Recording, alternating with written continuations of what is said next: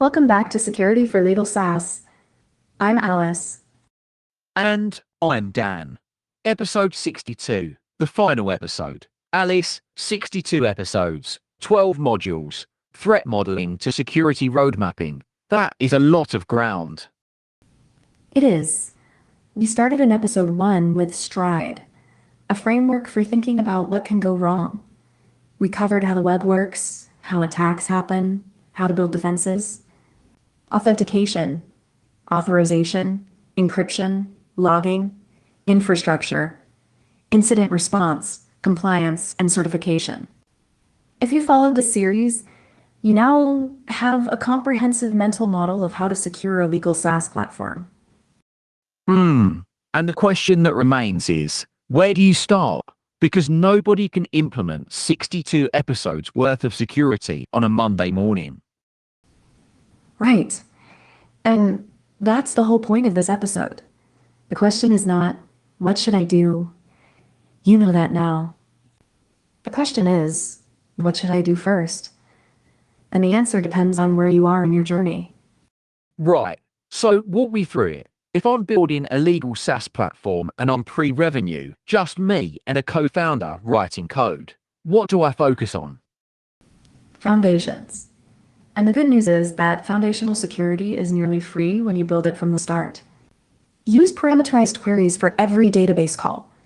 That's episode 8, and it costs nothing extra compared to string concatenation. Validate and sanitize all input. Episode 7. Use TLS everywhere. Episode 13, and with Let's Encrypt, it's literally free. Hash passwords with bcrypt or Argon2 ID. Episode 17, build role-based access control from day 1. Episode 23. These are things that cost almost nothing when you start with them, but are extremely expensive to retrofit later. Yeah, security debt compounds faster than technical debt. Exactly. Now, when you get your first paying clients, say 1 to 10, the focus shifts to trust basics.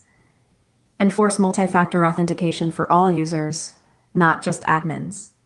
That's episode 21. Implement structured audit logging so you know who did what and when. Episodes 41 through 44. Draft an incident response plan. Episode 52. It doesn't need to be 50 pages. 1 page. Who's on the response team? How you communicate during an incident, when you notify clients, when you notify regulators. And prepare a data processing agreement template. Episode 59. Because your first enterprise prospect will ask for one, and you want to hand it over in 24 hours, not scramble for 24 days.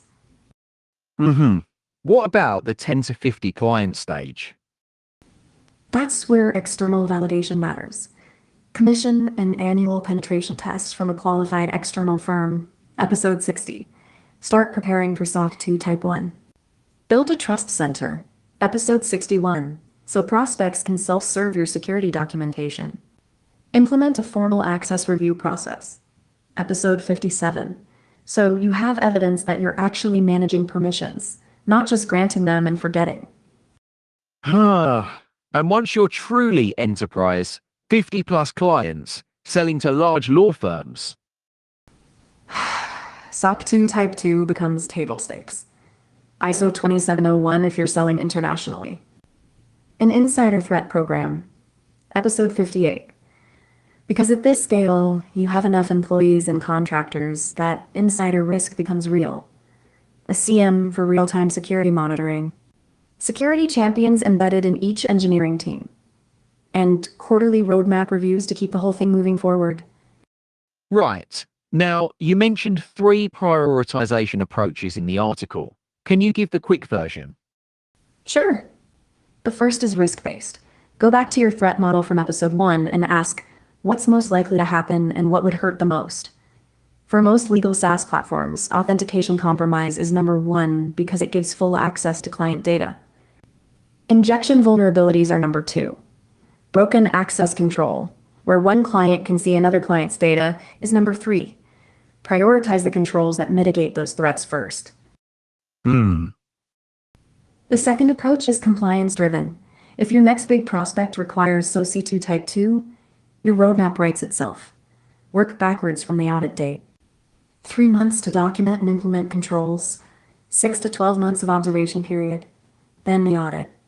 Plan 18 months ahead of when you need the report in hand. Yeah, and the third? Customer driven. Track every security question from sales calls, every finding from questionnaires, every feature request related to security. The pattern that emerges tells you what the market actually cares about, not what a framework says you should care about. The best security roadmaps combine all three: mitigate the highest risks, satisfy the compliance requirements that unlock revenue, and respond to what customers are actually asking for.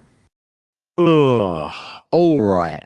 Let's do the Monday morning version. Someone finishes this episode, opens their laptop. 5 actions. Go. 1. Run a threat model on your most critical workflow. User login, document upload, client data export. Pick one. Walk through it using Stride. Identify the top 3 threats. This takes 1 afternoon and gives you a prioritized list to work from. Right. 2. Enforce MFA for all users. Not available, enforced. TOTP as the baseline, passkeys as the upgrade path. This single control blocks 99.9% of automated account compromise attempts. 3. Audit your dependencies. Run your package manager's audit command. Check your container images for known vulnerabilities. Patch anything critical or high severity. Set this up as a weekly automated check. Yeah. 4. Write your incident response plan. 1 page. Response team, communication channels, client notification triggers, regulator notification timelines. Test it with a tabletop scenario within 30 days. 5. Prepare your DPA. Have it reviewed by counsel, ready to send.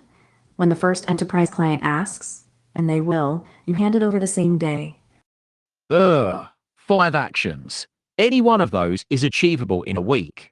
All 5 in a month. That's a real starting point. It is. And here's the thing about security. It's not a project with a finish line.